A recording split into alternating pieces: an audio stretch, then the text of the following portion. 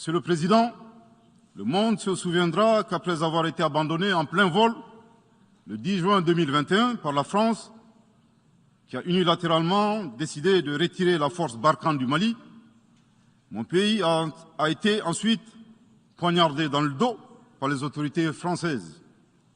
La précision est d'autant plus utile que nous refusons tout amalgame avec le peuple français que nous respectons. Les autorités françaises, profondément anti-françaises, pour avoir renié les valeurs morales universelles et trahi le lourd héritage humaniste des philosophes des Lumières, se sont transformées en une junte au service de l'obscurantisme. Je répète, les autorités françaises, profondément anti-françaises, pour avoir renié les valeurs morales universelles et trahi le lourd héritage humaniste des philosophes des Lumières, se sont transformées en une junte au service de l'obscurantisme. Monsieur le Président, eu égard à la gravité des faits commis par la junte française, le Mali, dans sa lettre en date du 15 août 2022, a demandé la tenue d'une réunion d'urgence du Conseil de sécurité des Nations Unies. Cette réunion a pour objet de permettre au Mali de présenter les éléments de preuve en sa possession, démontrant que l'armée française a agressé en de maintes reprises mon pays, en violant de manière répétitive et fréquente l'espace aérien malien, sans autorisation des autorités maliennes, et parfois en falsifiant des documents de vol. Plus grave, Monsieur le Président, le Mali sera en mesure de prouver que la junte française a fourni des renseignements et des armes à des groupes terroristes. Le gouvernement du Mali s'interroge sur les raisons qui poussent cet État membre du Conseil de sécurité, de surcroît assurant la présidence de cet organe, à faire obstacle au débat en vue de la manifestation de la vérité. Excellence, Monsieur le Secrétaire général, le Mali tirera toutes les conséquences de droit de vos agissements. Devant Dieu et en leur âme et conscience, nous demandons à ceux qui refutent notre version d'indiquer s'ils accepteront que les militaires ayant dissimulé leurs identités en mettant sur leur passeport qu'ils sont peintres, maçons, etc., avec des armes débarquent dans leur aéroport sans que le pays de destination n'ait été au préalable informé et dans le dessein funeste de déstabiliser ce pays. S'ils ne l'acceptent pas en tant qu'État, si cela n'est pas possible à Lisbonne ou ailleurs, le Mali non plus ne l'acceptera pas en tant qu'État et ce ne sera pas non plus possible à Bamako ou dans une autre localité malienne.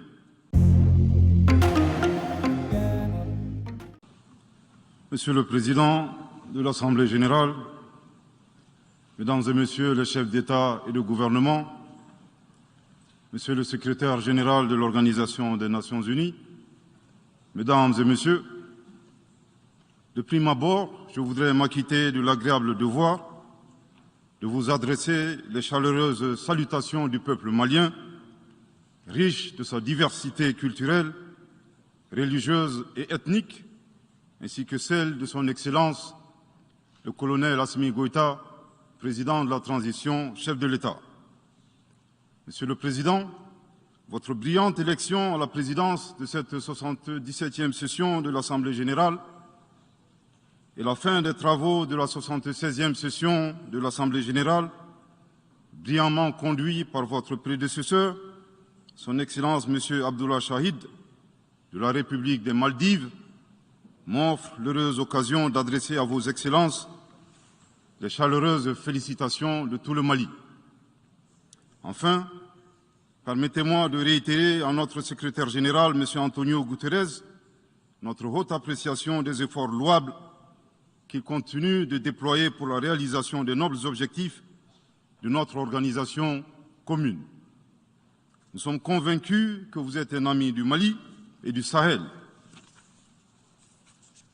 L'amitié reposant sur la sincérité, souffrez que je vous exprime mon profond désaccord suite à votre récente sortie médiatique, au cours de laquelle vous prenez position et vous vous exprimez sur l'affaire des 46 mercenaires ivoiriens, qui est une affaire bilatérale et judiciaire entre deux pays frères.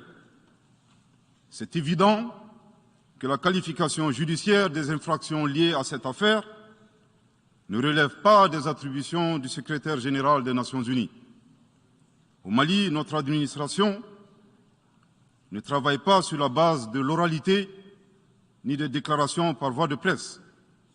Par conséquent, nous nous en tenons scrupuleusement à la note verbale de la MINUSMA, à la mission des Nations Unies pour la stabilisation au Mali, référence MINUSMA /PROT /NV /226/2022 du 22 juillet 2022, dans laquelle il ressort clairement qu'il n'existe pas de lien entre les 46 mercenaires et les Nations Unies. Les récentes synchronisations des actions et l'harmonisation des éléments de langage consistant à faire passer le Mali, mon pays, de statut de victime à celui de coupable dans cette affaire des mercenaires sont évidemment sans effet. Excellence, Monsieur le Secrétaire général, votre position sur l'affaire des mercenaires a été suivie par certains responsables d'Afrique de l'Ouest. Donc, c'est sous votre couvert que nous leur adresserons des messages. À l'endroit du président en exercice de la CEDEAO, M. Umaro Sissoko Embalo, qui affirme, je cite, « On vient de voir avant-hier la déclaration du secrétaire général des Nations Unies qui dit que ce ne sont pas des mercenaires. Moi, à la place des Maliens, j'aurais relâché ces 49 soldats. » Fin de citation. Je voudrais très respectueusement signifier à ce dernier qu'il existe un principe de subsidiarité, d'ailleurs au contour flou entre la CEDEAO et les Nations Unies, et non un principe de mimétisme. Également, il est important de lui préciser que le secrétaire général des Nations Unies n'est pas un chef d'État et le président en exercice de la CEDEAO n'est pas un fonctionnaire. Par conséquent, il serait indiqué qu'il ne banalise pas la CEDEAO. Enfin, il est utile de rappeler au président en exercice de la CEDEAO qu'au Mali, les autorités n'interfèrent pas dans les dossiers judiciaires et respectent l'indépendance de la justice. Donc, nous n'avons pas vocation à interpeller ou relâcher. Ceci relève de la fonction judiciaire. Aussi, M. Umaro Sissoko Embalo doit être conscient du fait qu'il est le dépositaire d'un lourd héritage et de plusieurs sacrifices qui ont fait la renommée de cette organisation. La dynamique ayant fait la grandeur de la CEDEAO ne doit pas être brisée. Par ailleurs, nous avons pris acte de la menace de sanctions proférées contre le Mali et loin d'être impressionnés par des sanctions, je voudrais signaler au président en exercice de la CEDEAO qu'à la fin de son mandat, les peuples ouest-africains le jugeront sur les efforts qu'il a fournis pour améliorer les conditions de vie des populations et non des shows médiatiques servant des agendas étrangers.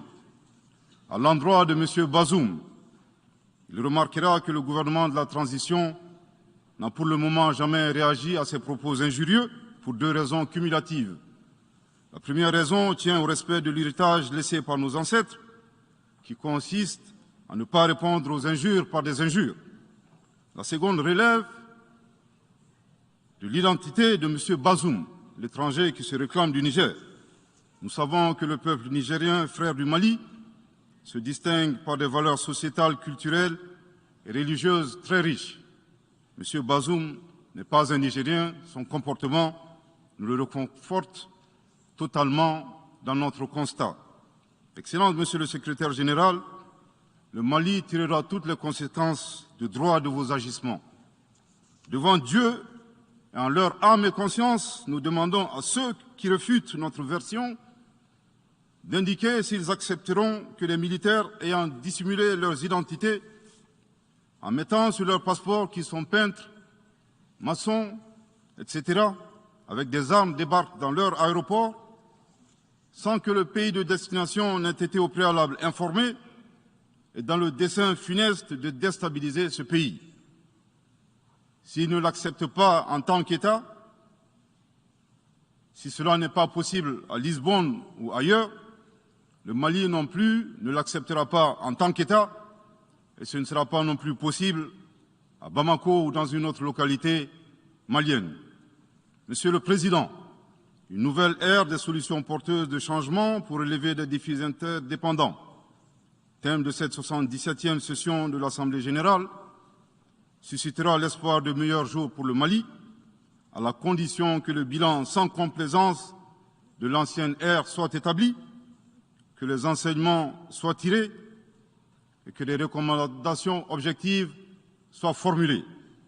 Une fois cette étape franchie, je ne doute pas qu'à travers notre action collective, nous réussirons à pacifier les multiples foyers de tension dans le monde, mais aussi à promouvoir un développement harmonieux et lutter efficacement contre les pandémies, la dégradation de l'environnement et le réchauffement climatique, les inégalités et les politiques de domination et de prédation des ressources. Depuis le mois d'août 2020, le Mali, mon pays, se trouve dans un processus de transition qui prendra fin le 26 mars 2024 par le transfert de pouvoir aux autorités élues.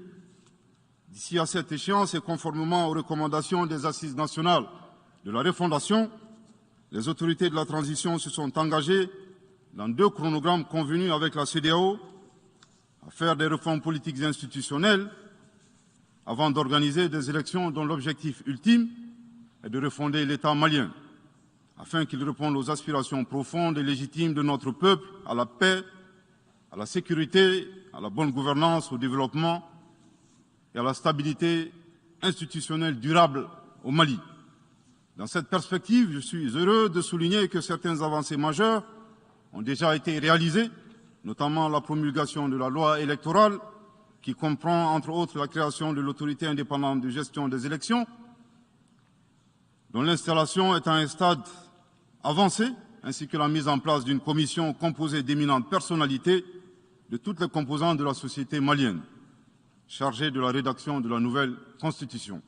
Monsieur le Président, sur un autre plan, peu de gens savent que le Mali est le seul pays au monde dans lequel se superposent et se déroulent simultanément 4 types d'insécurité: le terrorisme, les conflits communautaires manipulés par les terroristes et leurs sponsors étatiques étrangers, la criminalité transnationale organisée et les actions violentes d'individus isolés. Parallèlement à ce processus de retour à l'ordre constitutionnel, le Mali continue de mener une lutte sans merci contre les acteurs de l'insécurité, en particulier les groupes extrémistes qui sont responsables de toutes sortes d'abus contre nos paisibles populations. En ce qui concerne le Mali, je suis heureux et fier de vous annoncer que les groupes terroristes ont été sérieusement affaiblis et la peur a même changé de camp. Cependant, ces groupes criminels gardent encore et toujours une certaine capacité de nuisance dans leur tentative désespérée de porter atteinte à notre intégrité territoriale et de terroriser nos populations. Les vaillantes forces de défense et de sécurité du Mali restent déterminées à faire face à toutes les menaces d'où qu'elles viennent, sous l'impulsion de son Excellence le colonel Assimi Goïta, président de la transition, chef de l'État. Le gouvernement du Mali continue d'intensifier les efforts importants pour recruter, former, équiper et renforcer les capacités opérationnelles des forces de défense et de sécurité maliennes. Je dois dire ici que les actions offensives menées jusque-là ont permis à nos forces de remporter des victoires décisives contre les forces obscurantistes. Elles ont également permis à l'État de reprendre pied et de réaffirmer son autorité sur une grande partie du territoire national, ainsi que de favoriser le retour de plusieurs milliers de nos compatriotes dans leur localité d'origine. Cependant, nous savons que la solution uniquement militaire ou sécuritaire a ses limites. C'est la raison pour laquelle, en appui à l'action militaire, le gouvernement du Mali s'est doté d'une stratégie globale et intégrée, comprenant des mesures politiques, sociales, de développement, y compris la fourniture des services sociaux de base à nos populations, durement affectées par la crise multiforme que nous traversons depuis janvier 2012, avec comme objectif la restauration de l'autorité de l'État sur l'ensemble du territoire national. Dans cette dynamique, le gouvernement du Mali a approuvé le 24 août dernier la stratégie nationale de stabilisation des régions du centre et son plan d'action 2022-2024. Cette stratégie traduit la volonté des autorités de la transition d'avoir une approche holistique de la stabilisation des régions du centre. Elle vise à faire du centre une zone stable et prospère où les communautés sont réconciliées et vivent en harmonie avec leurs voisins. Parallèlement, la mise en œuvre diligente et intelligente de l'accord pour la paix et la réconciliation au Mali issus du processus d'Alger demeure une priorité stratégique des autorités de la transition. En tant qu'instrument pacifique de résolution durable de crise que traverse le Mali dans sa partie nord. Je dois dire que je suis particulièrement heureux des conclusions de la deuxième réunion de niveau décisionnel des parties à l'accord, tenue à Bamako du 1er au 5 août 2022. Cette importante réunion qui a regroupé les parties signataires et la médiation internationale a permis de lever certains obstacles afin de relancer le processus de mise en œuvre de l'accord. Poursuivant cette dynamique positive et progressive du processus de paix, la 6e réunion de haut niveau du comité de suivi de l'accord, CSA, s'est tenue à Bamako il y a à peine quelques semaines, le 2 septembre 2022. Cette session du CSA est un signal fort de la volonté des parties à s'engager dans une nouvelle dynamique en vue de parachever la mise en œuvre de l'accord. Je réaffirme ici notre attachement à ce processus, dont la réussite demeure l'une des conditions sine qua non de la stabilité durable du Mali. C'est le lieu pour moi de saluer une fois de plus le rôle actif de l'Algérie et l'accompagnement de l'équipe de médiation internationale. Je n'oublie pas ici la situation des réfugiés maliens dans les pays voisins, que je salue au passage pour leur hospitalité à l'égard des nôtres. Je n'oublie pas non plus celle de nos compatriotes déplacés internes. Je veux les rassurer que le gouvernement du Mali reste très attentif à leur situation précaire et que tous nos efforts visent à créer les conditions propices à leur retour dans la sécurité et la dignité en vue de leur participation effective à la vie de la nation. Monsieur le Président, dans sa difficile quête pour la paix, la stabilité et le développement durable, le peuple malien reste reconnaissant des efforts et des sacrifices consentis par la MINUSMA, de sa création en juillet 2013 à nos jours, visant à aider le Mali à restaurer son autorité sur l'ensemble de son territoire. C'est pourquoi je tiens à rendre hommage au nom du peuple et du gouvernement malien à la mémoire de toutes les victimes maliennes comme étrangères, civiles comme militaires, tombées sur le champ d'honneur au Mali. Cela dit, il nous faut reconnaître que près de 10 ans après son établissement, les objectifs pour lesquels l'aménagement a été déployé au Mali ne sont pas atteints, et ce, en dépit des nombreuses résolutions du Conseil de sécurité. C'est pourquoi le gouvernement du Mali réitère sa demande, maintes fois exprimée, d'un changement de paradigme, d'une adaptation de l'aménagement à l'environnement dans lequel elle est déployée et d'une meilleure articulation de cette mission avec les autorités maliennes. Dans cette perspective, il est extrêmement important pour la MINUSMA de rester une force d'appui au Mali dans sa quête de stabilité. Le gouvernement du Mali dénonce les influences extérieures négatives et les tentatives d'instrumentalisation de certaines entités légalement présentes au Mali pour servir des agendas cachés, y compris à travers l'exploitation de la question des droits de l'homme aux fins de déstabilisation. Monsieur le Président, le monde se souviendra qu'après avoir été abandonné en plein vol le 10 juin 2021 par la France, qui a unilatéralement décidé de retirer la force Barkhane du Mali, mon pays a été ensuite poignardé dans le dos par les autorités françaises. La précision est d'autant plus utile que nous refusons tout amalgame avec le peuple français que nous respectons. Les autorités françaises, profondément anti-françaises, pour avoir régné les valeurs morales universelles et trahi le lourd héritage humaniste des philosophes des Lumières, se sont transformées en une junte au service de l'obscurantisme. Je répète, les autorités françaises, profondément anti-françaises, pour avoir régné les valeurs morales universelles et trahi le lourd héritage humaniste des philosophes des Lumières, se sont transformées en une junte au service de l'obscurantisme. Je répète pour une dernière fois. Les autorités françaises profondément anti-françaises, pour avoir régné les valeurs morales universelles et trahi le lourd héritage des philosophes des Lumières, se sont transformées en une junte au service de l'obscurantisme.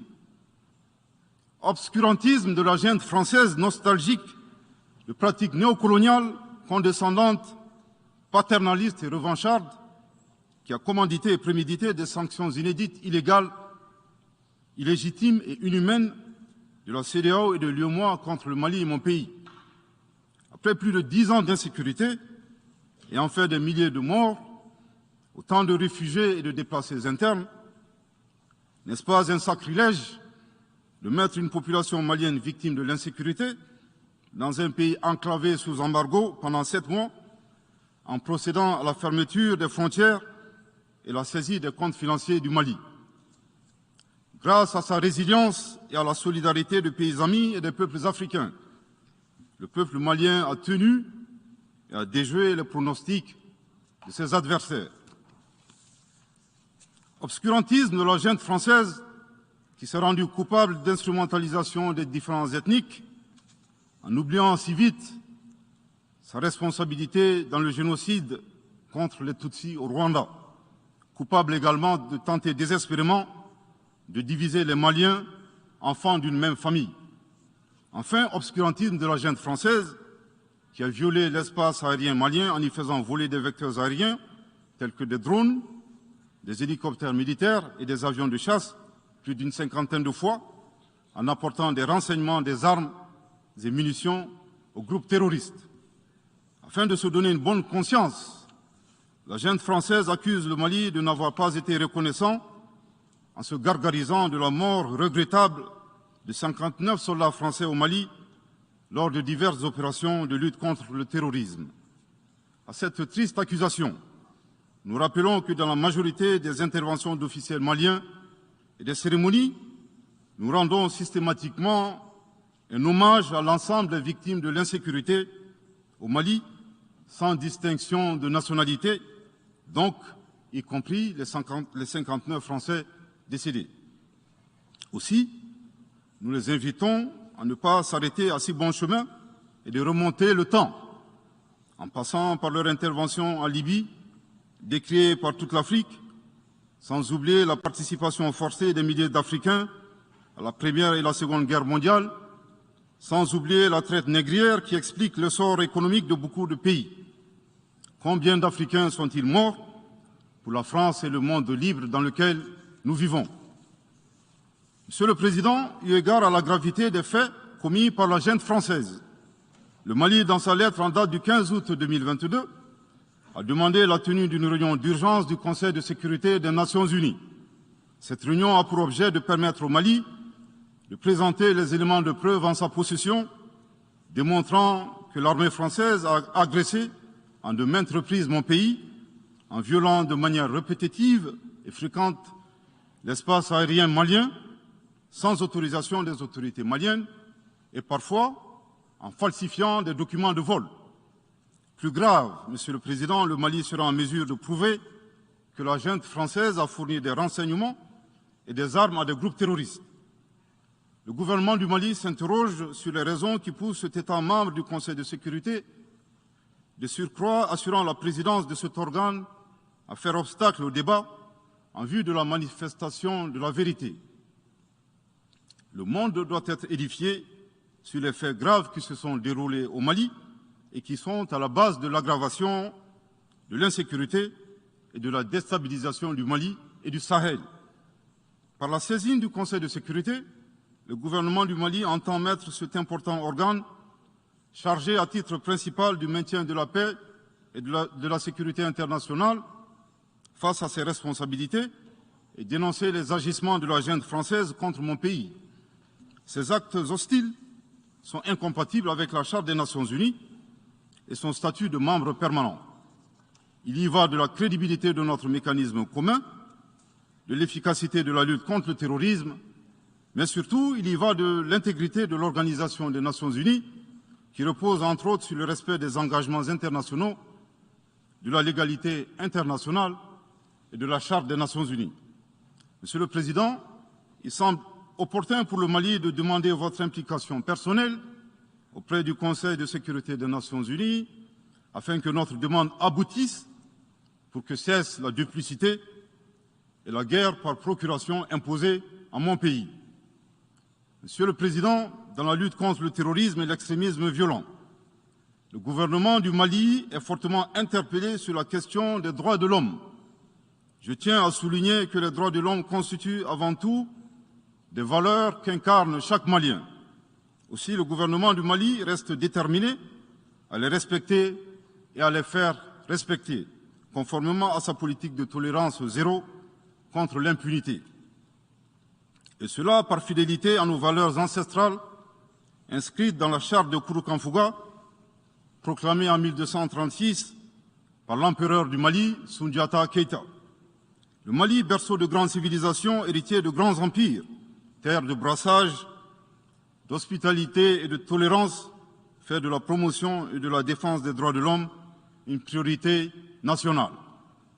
C'est pourquoi je réaffirme avec force que les opérations militaires des forces de défense et de sécurité du Mali sont conduites dans le strict respect des droits de l'homme et du droit international humanitaire. Cependant, comme je viens de le souligner, le gouvernement du Mali s'oppose avec véhémence à l'instrumentalisation de la question des droits de l'homme à des fins politiques, de positionnement, voire de chantage ou d'intimidation. De même, nous regrettons la sélectivité observée entre les droits des populations dont des villages entiers sont massacrés et rasés, qui ne suscitent presque pas d'indignation particulière, et la manipulation communicationnelle faisant passer des terroristes neutralisés sur le champ de bataille pour des civils innocents. Monsieur le Président, pour terminer, je dirais que le peuple malien a décidé de prendre son destin en main. Il soutient pleinement le gouvernement dans la refondation du Mali, ainsi que le retour à un ordre constitutionnel apaisé et sécurisé en mars 2024, à l'issue d'élections libres, transparentes et crédibles. La réalisation de ces vastes chantiers exige du gouvernement de poursuivre et d'intensifier les efforts en vue de l'amélioration continue de la situation sécuritaire dans le pays et de la protection des personnes et de leurs biens. À cet égard, je me réjouis de la tenue à Lomé, le 6 septembre dernier, de la 3e réunion du groupe de suivi et de soutien à la transition. Les conclusions de cette importante rencontre, notamment la reconnaissance des progrès réalisés par la transition et les appels lancés en faveur de la mobilisation de tous les partenaires du Mali pour consolider leur appui politique, économique, technique et financier à la République du Mali, ainsi que pour soutenir les efforts des autorités de la transition du Mali en vue d'un retour harmonieux à l'ordre constitutionnel. Je voudrais rappeler que la transition au Mali résulte de plusieurs années de dysfonctionnement de notre jeune démocratie qui a engrangé quelques résultats positifs. Malheureusement, à l'heure du bilan, les passifs sont plus importants que les actifs, d'où la survenance de la transition. Je saisis cette opportunité qui m'est offerte pour remercier chaleureusement notre respecté aîné, son Excellence le Président Alassane Dramane Ouattara, pour les sages et éclairés conseils qu'il nous a prodigués dans son allocution mémorable à cette 77e session de l'Assemblée générale des Nations unies. Je voudrais le rassurer que les autorités de la transition malienne n'ont d'autres objectifs que de faire des réformes politiques et institutionnelles avant d'organiser des élections, tout en luttant obstinément contre le terrorisme. Ces réformes permettront d'améliorer la gouvernance et toutes les dispositions seront prises pour que la démocratie malienne soit la plus enviée au monde. Dans ce chantier, nous prêterons une attention particulière au 3e mandat, qui ne sera pas possible. Le 3e mandat. Le troisième mandat pour un public moins averti consiste pour un président de la République d'effectuer une manœuvre en 4 temps, en vue de conserver le pouvoir pour lui seul et son clan. Premier temps, presque en fin de second mandat, donc en principe non rééligible, il s'agit pour le président de la République sortant de déclencher une révision constitutionnelle de manière non consensuelle. Deuxième temps, au cours de cette révision constitutionnelle, le président de la République sortant modifiera quelques dispositions constitutionnelles.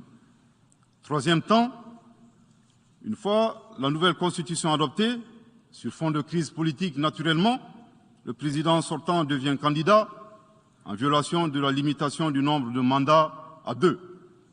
Sa candidature est alors justifiée par l'adoption de la nouvelle constitution et le prétexte est tout trouvé. La limitation du nombre de mandats à 2 concernait l'ancienne constitution. Par conséquent, il est candidat au regard de la nouvelle constitution adoptée. quatrième temps, une farce électorale est organisée. Forcément, il remporte les élections et s'ensuit une chasse impitoyable aux opposants politiques, dont certains sont arrêtés, d'autres s'exilent et d'autres assassinés. Les allégeances sont obtenues grâce au pouvoir de l'argent, le clientélisme et les intimidations. Dans un langage plus simplifié et en référence à une métaphore footballistique, le troisième mandat est une magie. C'est l'art de se dribbler soi-même tout en gardant le ballon.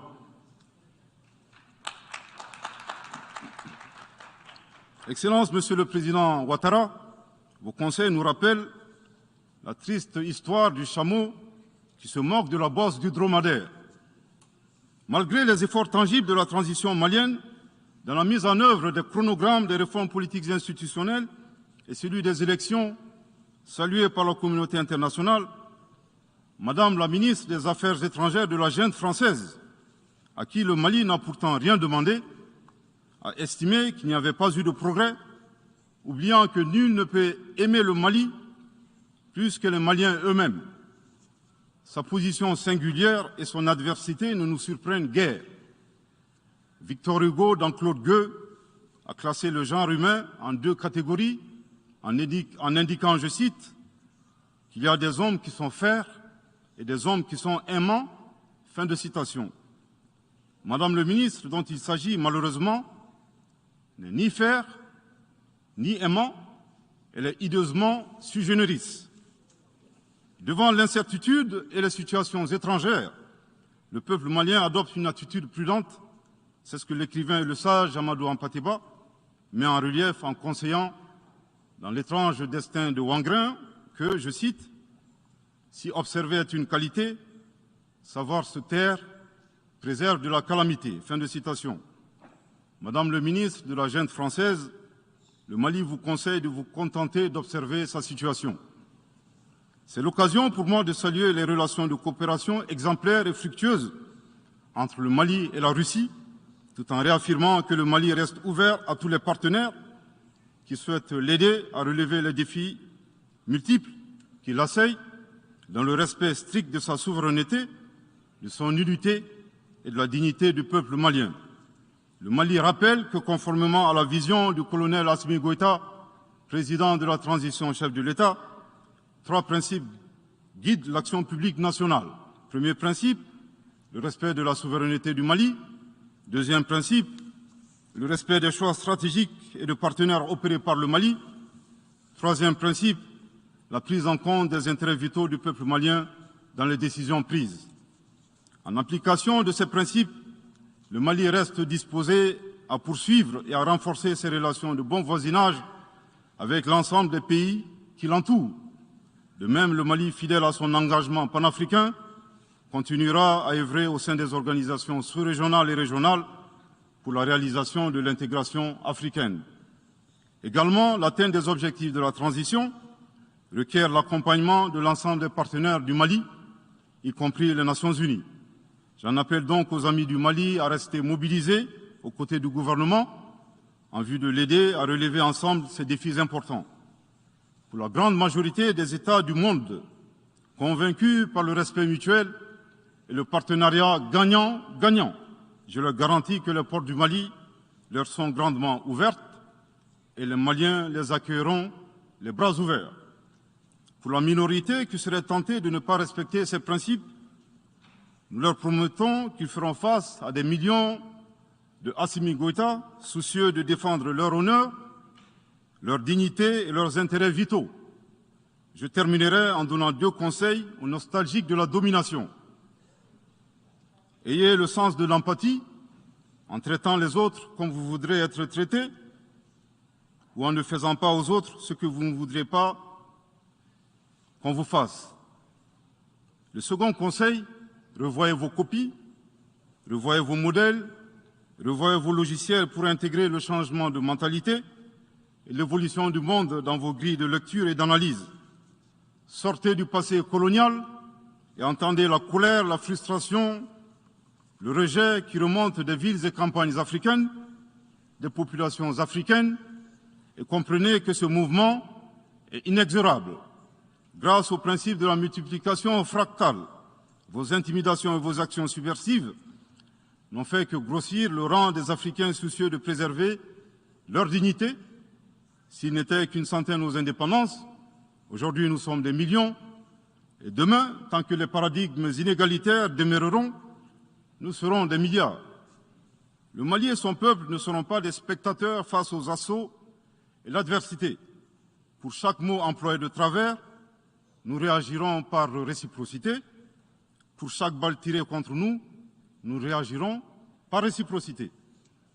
C'est à ce prix qu'une nouvelle ère sera une réalité avec des solutions porteuses de changement pour relever des défis interdépendants, avec des États interdépendants et en valorisant l'homme sans distinction aucune, notamment de race, de couleur, de sexe, de langue, de religion, d'opinion politique ou de toute autre opinion, d'origine nationale ou sociale, de propriété, de naissance ou de toute autre situation telle que stipulée à l'article 2 de la Déclaration universelle des droits de l'homme.